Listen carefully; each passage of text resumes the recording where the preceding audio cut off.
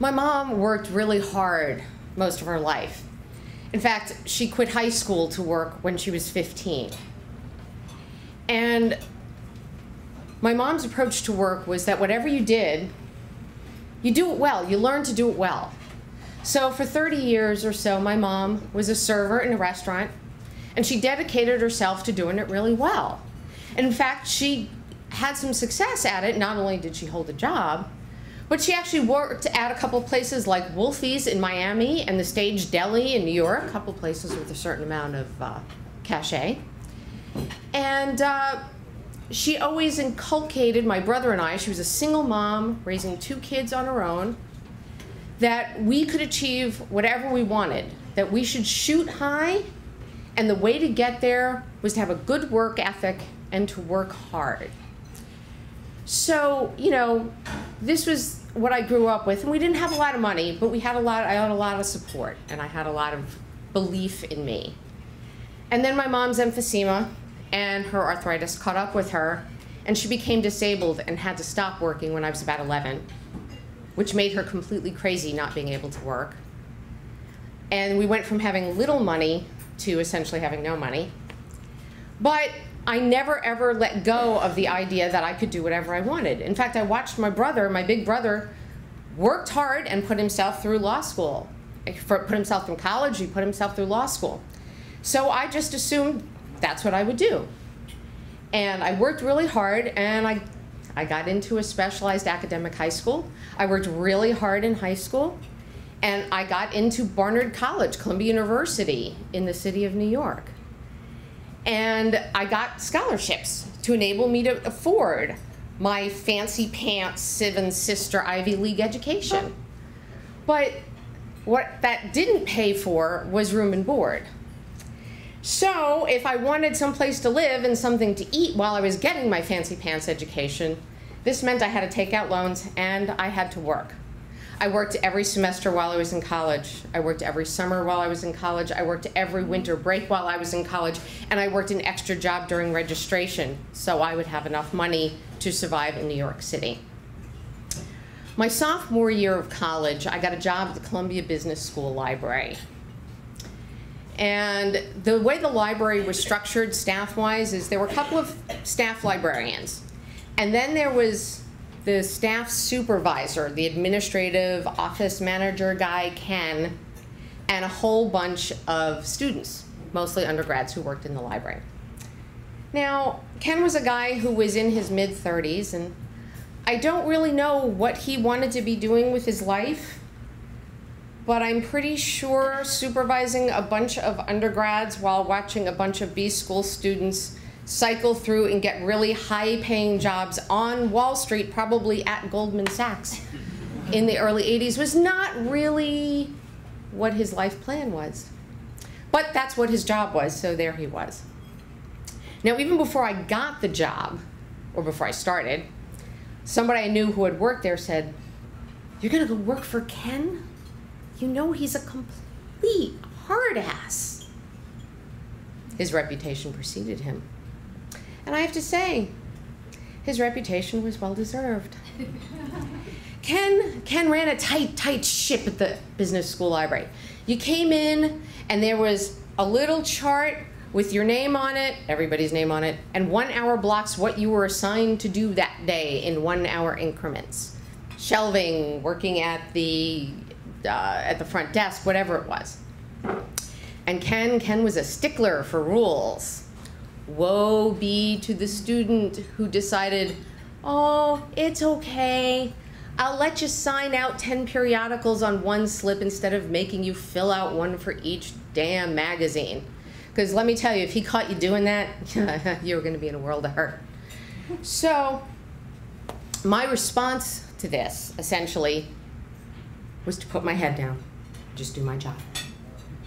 I didn't engage in the drama. I just worked hard. I did what I was told, because that's what you do. You have a work ethic. Well, one day, it was winter break, and Ken asked me, now I should say that at this point, I would come in and I would find that instead of being assigned shelving, front desk, I would come in and I'd be assigned to Ken, Ken, Ken, Ken, Ken. And he would basically have me do random projects. I organized a whole bunch and cataloged and organized a whole bunch of our microfiche. And if you're under 25, ask somebody older what microfiche is. And other various administrative projects. One of which was one day during winter break to take posters around and put them up around the campus because we were looking for more students for the spring semester. Now, this being January in New York City, there was about an inch of slush on the ground, and it was about 38 degrees, and it was raining. But okay, I didn't question it. I just grabbed the posters, stuffed them in my coat, grabbed my umbrella, scooped up some tape and some thumbtacks, put on my gloves, and out I went onto the campus. And I walked out of the library, and I slipped on the library stairs, nearly fell on my ass. Some very, very ungraceful acrobatics kept me upright, but that's okay. I kept going. I'm a klutz, you know, right? So I'm walking in and out of buildings, and I'm dealing with this umbrella, and I've got the stuff I'm juggling, and pretty soon it occurs to me, yeah, okay, I can't do this. So down the umbrella goes. And so now I'm walking in and out of buildings, getting rained on. Alrighty. And I put up some of the posters, and there were places to put the posters up outside as well as inside. Well, if I'm not coordinated enough to hang on to thumbtacks and tape and an umbrella, using Scotch tape with wool gloves on, not gonna happen. So off come the gloves. And well, my sneakers kind of held up for the most part in the slush until there was that really, really big puddle that I didn't see and walked right into.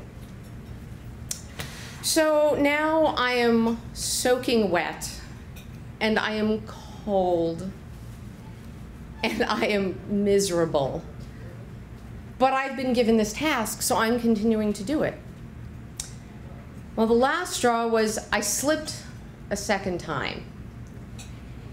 And in order to guard these posters that somehow I was regarding as Fabergé eggs in my coat, I dropped everything else and bent down and picked it up, and something snapped. I was livid that I was doing this. And so I scooped everything up, and I marched back to that library. And I walked in, and I asked, no, I demanded to know where Ken was. And somebody said, well, he's in the back talking to one of the reference librarians. This lovely, wry British guy. He's known Ken for years. And I storm into the back. And I say, Ken, I need to talk to you. And he's looking at me, and I'm wet. My hair was long, and I'm bedraggled. And I'm bright red everywhere from the cold. And he says, sure. And I said, can we get one thing straight here? That I take this job pretty seriously. Yeah. And that I do a good job here, and that I work hard, and that I am generally not insubordinate. And he looks at me, and he's like, yes. And I reach into my coat, and I pull out these posters, and I slam them down on a desk. And I scream, well then don't you ever ask me to do something this asinine ever again! Have you been outside? Do you know what it's like out? There's an inch of slush, and it's cold, and it's rainy, and I nearly fell on my ass and killed myself, and this couldn't have waited a few days? I mean, really? How stupid is this? And he just looks at me. Ken of the hard assery looks at me. And he says, why don't you sit down? I'll be right back. So I sit down, still full of righteous indignation, but now sitting with righteous indignation. And Ken comes back from his office, and he's carrying a towel and a pair of socks. And he says, here, take the towel and dry off, and why don't you take your shoes off and change your socks? And so I just kind of accept them, and he leaves. And I take my shoes off and I change my socks. And I dry off with the towel, and I just kind of sit there. And now I'm kind of spent. And now it occurs to me that I have yelled at my boss using words like stupid and asinine. And I did it in front of people, including senior staff. And he's not said anything to me about this yet. And now all I can think was, what am I going to do without this job? And how am I ever going to get a new job when I've been fired for gross insubordination? About 20 minutes goes by, which felt like an hour. And finally Ken comes back. And he says to me, are you feeling a little better? Yeah. And he looks at me and he goes, tell you what, why don't you sign out for the end of your shift and just go home, and I'll see you tomorrow. And I look at him and I'm like, okay. And so that's what I do. And as I'm walking out, British librarian who had witnessed most of this comes up to me and he goes, yell at the boss, get the afternoon off with pay. Cole, that's brilliant!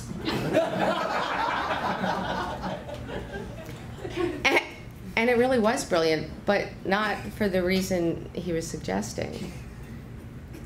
Ken and I never spoke of that day after that. But I continued to do special projects for Ken.